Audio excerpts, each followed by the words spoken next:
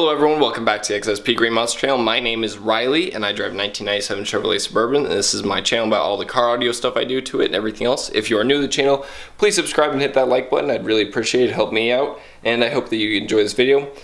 In this one I am going to be prepping some stuff for the box. So here we go, we've got some pieces of wood, and these are going to be going in the box so that I can shrink the level of the box, because I'll kind of go into and explain that a little bit more after I get these.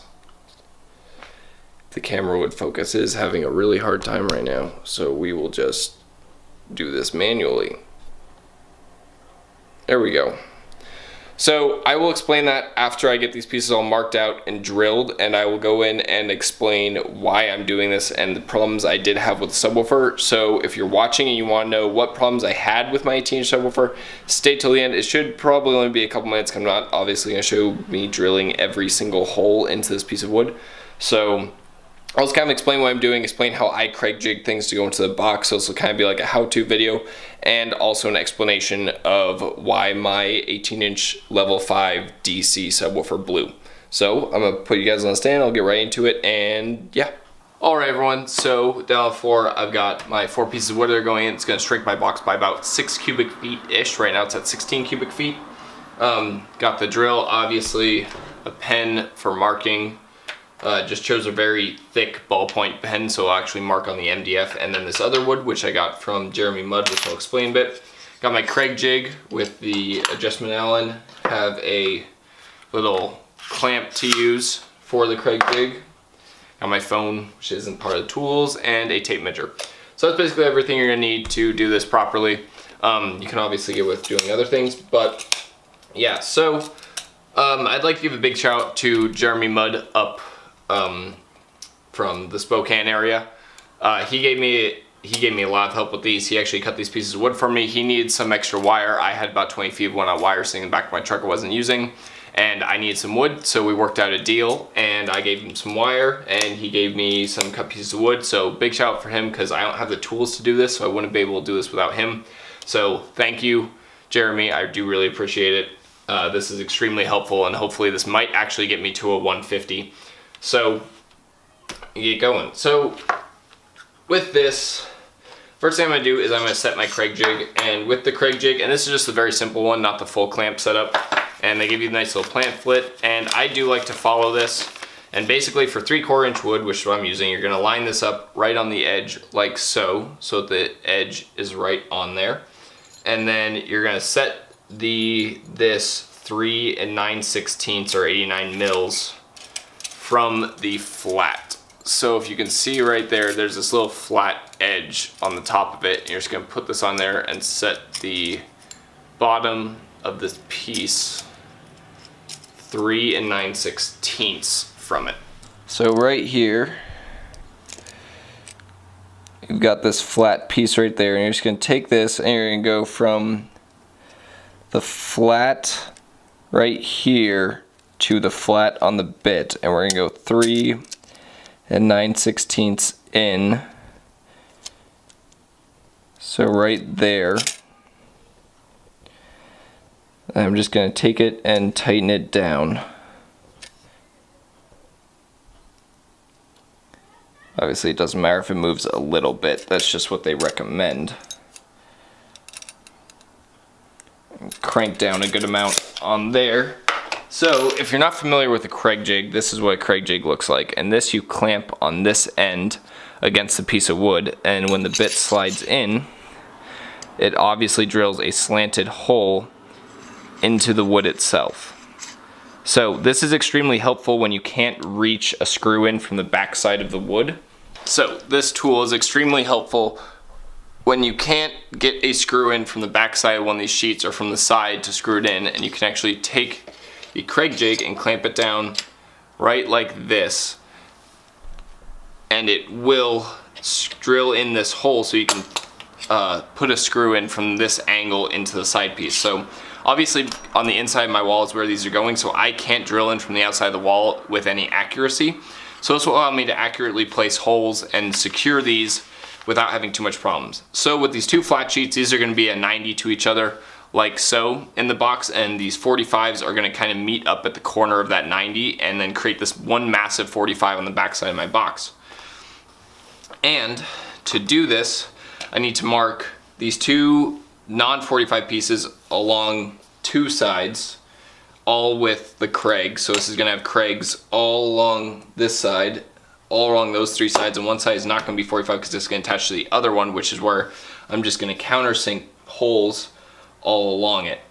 And those will just go straight through, and those will be 3/8 off of the edge since it's a 3/4 inch thick sheet, so halfway off. And the 45s are just going to go along one side.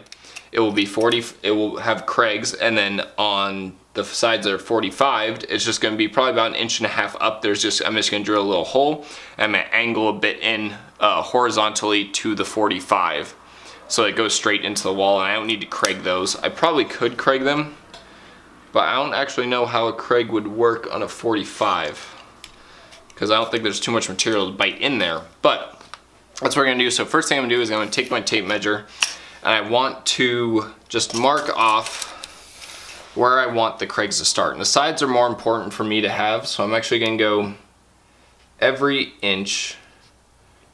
I'm going to Kreg a hole. So I'm just going to mark off every single inch on here where this is going to be Kregged. And I will align the Kreg jig with each of those marks. So when I put this on here, if I align it down the center with a mark and then clamp it right there on the edge, I could just drill my hole in. I'll have a vertical hole there, and I'll show you what it looks like when it's done. Also, I want to talk about this wood a little bit, because this piece is obviously MDF right here. This is just MDF, but Jeremy had a couple of these pieces that he gave to me. And I'm not sure how well you can see this, but there are actually quite a few layers to this. So this is the wood he gave me, and this is actually a 7-ply birch on the inside with two 1/8 sheets of HDF on the outside. So it's a 1/2 inch of that with two 1/8 sections of HDF, or 1/4 section, 1/8 sections of HDF on each side of the piece. And it actually makes this extremely light compared to MDF, which I really like, since MDF is a pain to work with. So now that I have my marks, I'm just going to mark out all of these, and on the side, since they're gonna be crossing, I could actually still go every inch. I probably will. I'm just gonna go 1 inch all the way around on the three sides. I'm gonna mark out this whole piece, and I'll show you guys when I'm done. Alright, so I just got it all marked. I laid down some of this masking film, 3M masking film, just to protect the carpet. And you can see that I just marked all along the edges with those little red marks. And now I'm going to start to Kreg jig it, and I'll show you guys how to do that. So going to take this board out about that far, line up my first piece here with the clamp,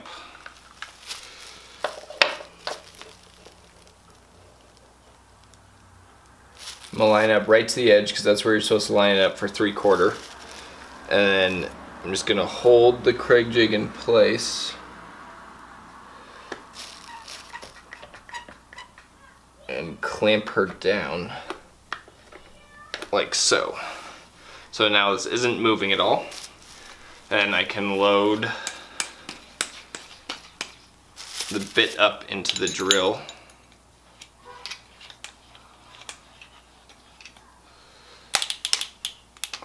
Make sure I have on drill. And all you're going to do is you're just going to insert the bit into the there's a steel, a special type of steel in there that allows the bit to turn inside without cutting the steel itself. So we're just going to insert that in there.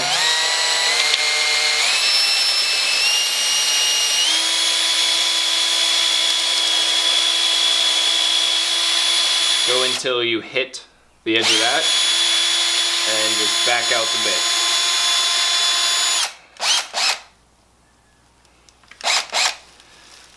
And you can see now, when I remove the jig, that I have this very nice uniform hole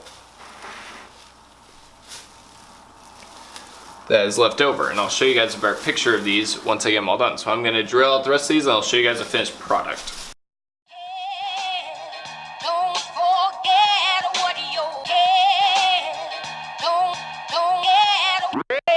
The best piece of advice I have for someone trying to succeed in the film industry or any creative space is, if you're doing what everyone else is doing, you're doing it wrong.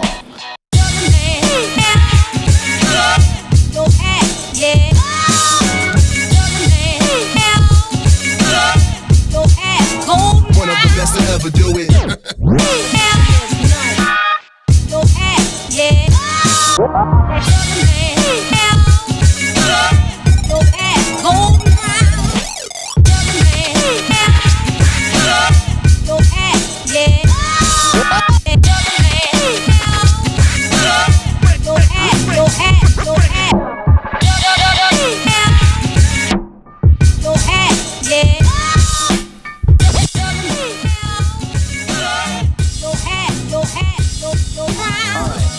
What is freedom? I think I stole this from Bob Dylan, but maybe I stole this from Woody Guthrie. Freedom for me is waking up in the morning and going to sleep at night, and in between doing exactly what I want to do. What's the secret to happiness? The secret to happiness is finding something you love and then doing that for the rest of your life.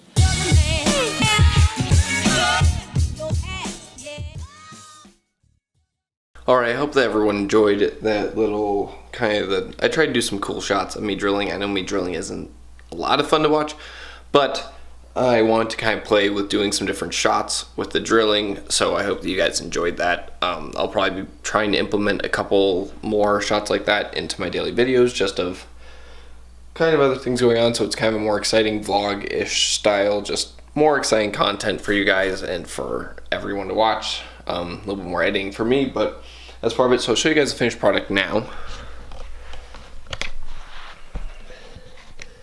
So here are two of the finished pieces. You can see they're Kregged every inch on all the sides that will be going into the wall, the 45s, obviously on two sides. And then you watched me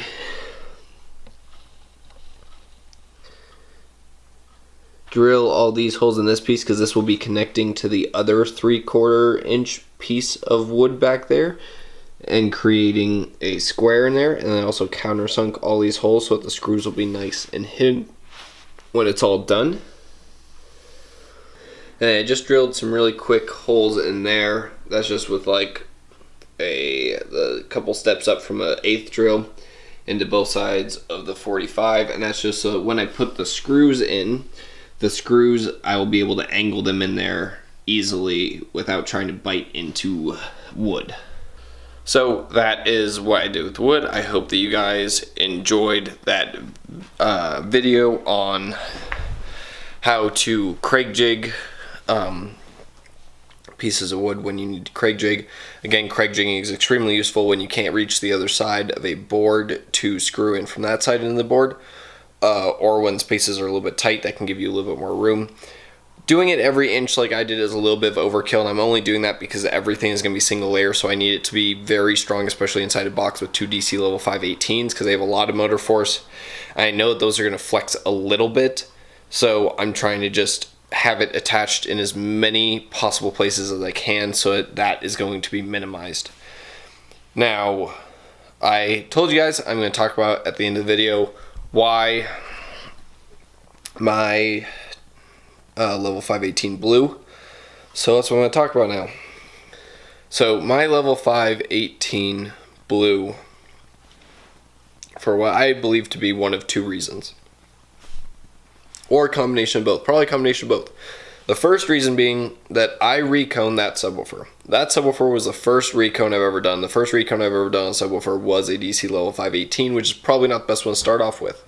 I didn't know a lot about what I was doing. I made a couple mistakes. It wasn't shimmed properly, and that coil was definitely, it was off in the, it was not centered properly. So that could be one of the reasons why that sub blew. There's not much else to say about that. I just didn't recone it properly. It was the first one I've ever done. The glue was a little off. I could have done a better job reconing that. So that could have definitely been reason. Probably was part of the reason why it blew. It probably just overheated the coil a little bit on one side and it started to unravel. Now, the second reason is because when I took out the sub, I measured my box, the internal dimensions, just to make sure that they were where I thought they were. And they were way off, actually. So the internal dimensions of my box were actually 16 cubic feet without the port, which means it's way over. Those subs like around 5.5 cubes a piece. And I'm at around 8 cubic feet a piece per sub, which is really not good, especially on DC subwoofers. DC subwoofers especially, I'm saying especially a lot. DC subwoofers on a lot of power being anything over RMS, which RMS on those is 3,500, and I'm pushing around 4,200 a sub, is not good to have an oversized box. DC subwoofers like a smaller box.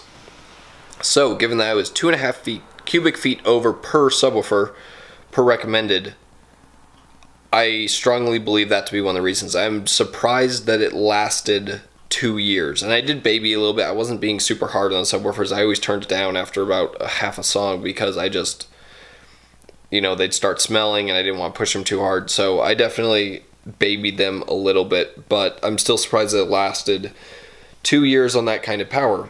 So that's why these pieces are for. These pieces I just showed you that I'm Kreg jigging that are going inside the box are supposed to decrease my volume by about 6 cubic feet, dropping down to 10 cubic feet, which will be a half a cubic foot under recommended, which is about where I want those subs to be. So that is the reason, and I believe that both of those reasons had a part to play in why my subwoofers blew. It was too big of a box. It's too big of a box. It's tuned too low. Especially when you're tuned very low, you need cone control. And cone control happens when you have a smaller box. And you almost have to choke the subwoofers of air to really have the cone control you need to run that much power at low hertz. And I don't have that with a bigger box, which is why my subs would unload above 40-ish hertz. And they would play underneath 30 hertz just fine, but they'd get stinky really fast. Even though the cone wasn't moving too much and it wasn't going to max excursion, it was definitely part of the problem of why that sub blew. And I hope, since I'm so close to a 50 already, a 150 decibel amount, 148 put sync sealed, that if I shrink this by 6 cubic feet, because that's a huge difference in the box to shrink it by 6 cubic feet, that this is going to allow the subs to breathe better. It's going to allow me to put the power to it more effectively. Most likely my subs were drawing that much power because simply they needed that much power to pressurize the box. And I'm sure that if I shrink the cubic feet of the box, I'm probably actually going to lose some of the power output of my amplifier. It'll probably drop down to like 6,500 watts or 6,000 watts coming out of the amplifier. But I should gain that 1.4 decibels, and I should be pushing a 50, which means I would probably be done modifying my box for a little while because that's where I wanted this box to be. Now, there could be some problems with this. Obviously, when you're messing around with boxes, it's kind of hard. I'm putting in two big 45s on top, and it might act as kind of like it might change the way that my enclosure reacts to my vehicle. It's definitely going to raise the tuning because it's going to be a larger port on smaller area. So my tuning is going to raise to around 28 or 29 hertz. So it's not going to be as low as I had it, but that's okay as long as it can play a little bit better. That alone, a 6 hertz raise should get me closer to where I'm peaking, which should increase my overall sound as well, my overall dB. So that should be good. I'm pretty happy with that. I'm just going to get these in. I'm going to screw them in. I'm not going to be gluing these to the side of the wall. I'm just going to be screwing them, and I have a bottle of 100% pure silicone of caulk. I'm going to be caulking all the edges and just smoothing it out with my finger, and that should be enough to hold these, especially with all the screws I'm putting in them. So I'm not too worried about this, like, allowing air to pass, or it's gonna flex, but there's not much I can do about that because I don't have the material or the tools to go double layer on any of this. So it should end up being okay. I'll let you guys know how it does, how it handles it. Recone is still a little ways out, but I can at least get this in there and ready, so then when I put the recone back in, it'll be ready to play again, and then I can do a video on how to recone a subwoofer, I can do a video on how to break in a subwoofer, and I can do a video of the new box and see how it sounds. So hopefully I can break the 50 in this. It would be awesome if I could break a 50 with this little improvement here. And it should look pretty good in the box. It's going to change the way the air moves in the box a little bit, which is where I'm getting a little bit worried that it might affect the tuning more than I suspected. Because it might kind of turn it into a horn style box. It's going to kind of be like a bigger chamber to a smaller chamber, and then the port is going to wrap around, which is going to affect the way the air flows. Although the airflow should flow better, so I should get more port velocity, which means maybe better hair tricks after this. So we'll have to see. I'll bring you guys along. Thank you for tuning in and watching this video. I really appreciate it. Please give it a like if you enjoyed the video. Please comment down below a video you'd like to see. And please subscribe if you haven't already and if you enjoy the content. I'll see you guys in the next one.